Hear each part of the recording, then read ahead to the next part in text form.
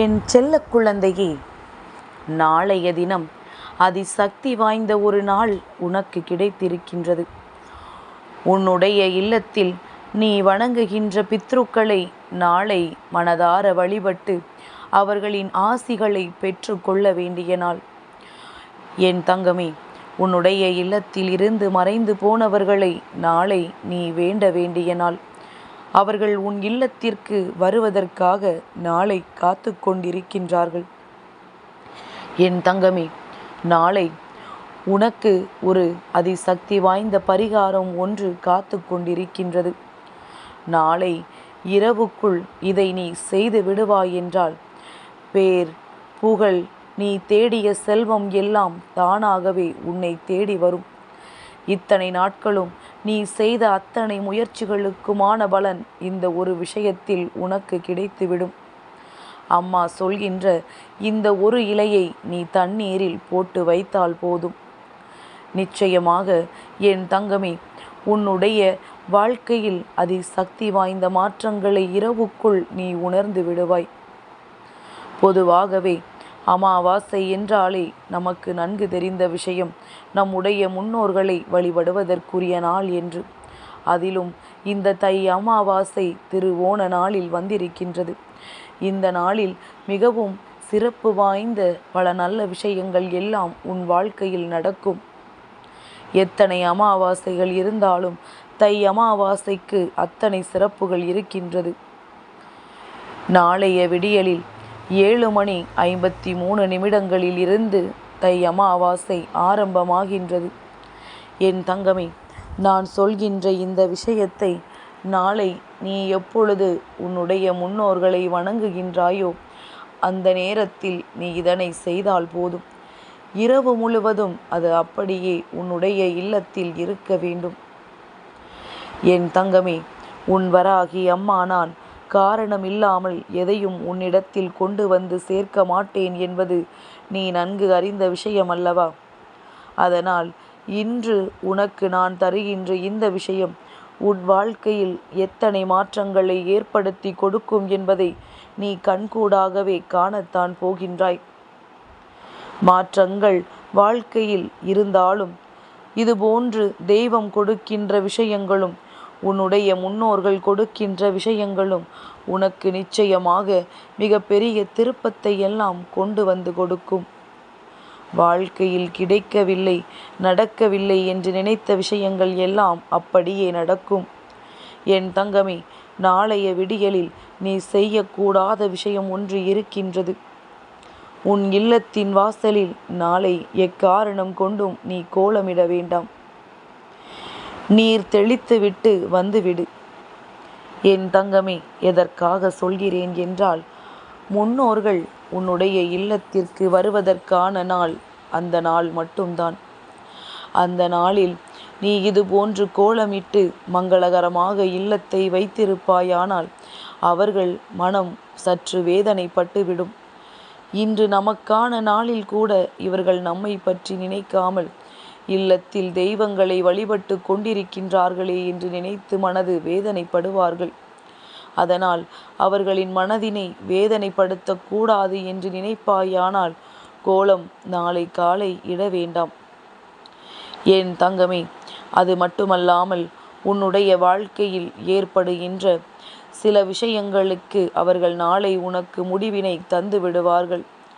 உன்னுடைய மனதில் இருக்கின்ற குழப்பங்களுக்கெல்லாம் தீர்வினை கொடுத்து விடுவார்கள். அவர்களுக்கு பிடித்த விஷயங்களை வாங்கி வைத்து இல்லத்தில் விளக்கேற்றி அவர்களை வழிபட வேண்டும்.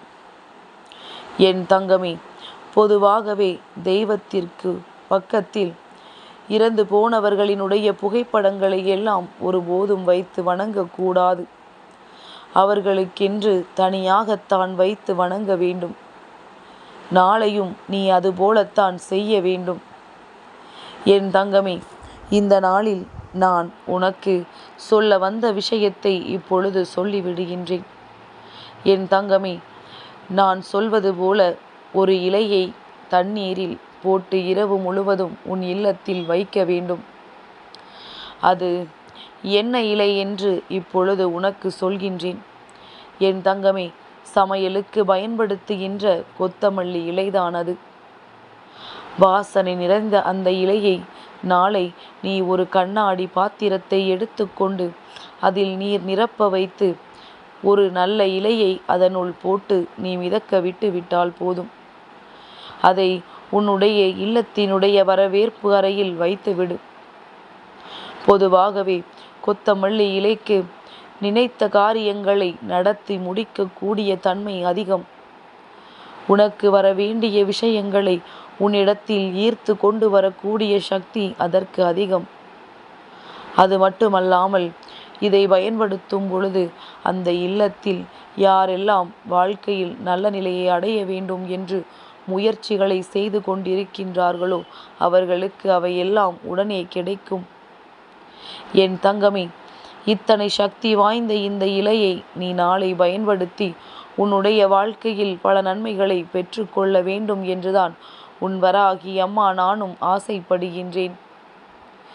என் தங்கமே, வாழ்க்கையில் பொதுவாக சுற்றி நடந்து கொண்டிருக்கின்ற விஷயங்கள் சில நேரங்களில் அதிகப்படியான குழப்பத்தை ஏற்படுத்தி கொடுத்ததோடு மட்டுமல்லாமல் நாம் செய்கின்ற சில விஷயங்கள் இனிமேல் நடக்காமல் போய்விடுமோ என்கின்ற மனபாரத்தையும் ஏற்படுத்தி விடுகின்றது. அந்த நேரத்தில் இதுபோன்று முன்னோர்களை வழிபாடுகள் செய்யும் பொழுதெல்லாம், அவர்களுக்கு பிடித்ததை எல்லாம் செய்து கொடுக்கும் பொழுதெல்லாம் நிச்சயமாக அவர்களினுடைய முழுமையான ஆசிகளையும் உன்னால் பெற்றுக்கொள்ள முடியும். யாருடைய வாழ்க்கையிலும் வேதனைகள் முழுமையாக நிறைந்திருக்க கூடாது என்பதில் உன்னுடைய தெய்வங்கள் எப்படி உறுதியாக இருக்கின்றதோ அதுபோலத்தான் உன்னுடைய முன்னோர்களும் உறுதியாக இருக்கின்றார்கள். இப்படி செய்யும் பொழுது பித்ரு சாபம் உன்னை விட்டு நீங்கும்.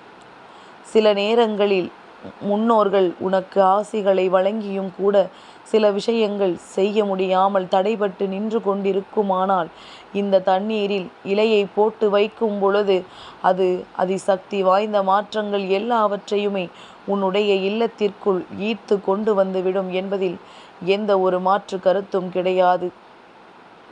என் தங்கமே, இந்த வாழ்க்கையில் நீ சில நல்ல விஷயங்களை அடைய வேண்டும் என்று பல முயற்சிகளை செய்து முடியாமல் தோற்று போய்விட்டாய். எல்லாவற்றிற்கும் காரணம் நம்முடைய மனநிலைதான் என்று நீ எண்ண ஆரம்பித்து விட்டாய். நாம் தவறாகத்தானே எண்ணுகின்றோம். இது நடக்குமா நடக்காதா என்று தானே நினைக்கின்றோம். அதனாலோ என்னவோ நம் வாழ்க்கையில் இருக்கின்ற பல பிரச்சனைகளுக்கு முடிவு என்ற ஒன்று தெரியாமலேயே போய்விடுகின்றது. சரி, எதுவாக வேண்டுமானாலும் இருக்கட்டும். நாளை உன்னுடைய இல்லத்தில் உன்னுடைய முன்னோர்களை நிலை பெற்றிருக்க செய்ய வேண்டியது உன்னுடைய பொறுப்பு. இதை நீ செய்யும் பொழுது கடன் தொல்லை இல்லாமல் நிம்மதியான ஒரு சூழ்நிலை உருவாகும். பணவரவு அதிகரிக்கும். உன்னுடைய முன்னோர்கள் ஏதேனும் உனக்கு நல்ல ஆசைகளை வழங்கி அது உனக்கு தீய சக்திகளால் தடைப்பட்டு நின்றிருந்தால் கூட அவையெல்லாம் நடக்கத் தொடங்கும்.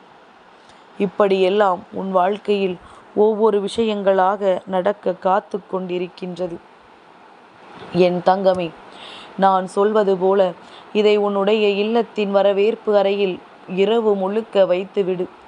மறுநாள் காலையில் எடுத்து அதனை கால்படாத இடத்தில் ஊற்றிவிட வேண்டும்.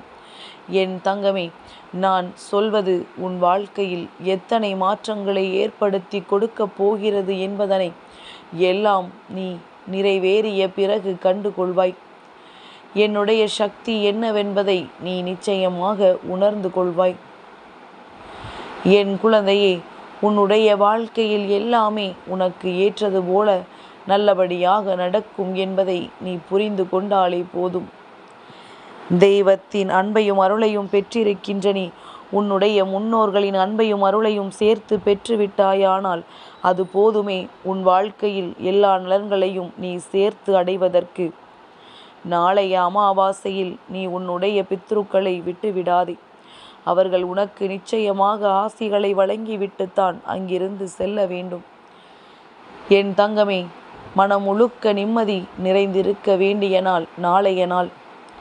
தேவையில்லாத விஷயங்களை எல்லாம் மறந்துவிட்டு உன்னுடைய சந்தோஷத்தை பற்றி மட்டும் நீ சிந்தித்து கொண்டிருந்தால் போதும். இனி என்றுமே உனக்கு நல்லது மட்டுமே நடக்கும். என் செல்ல குழந்தைக்கு இந்த வராகி அம்மாவினுடைய ஆசீர்வாதம் எப்பொழுதுமே முழுமையாக கிடைக்கும்.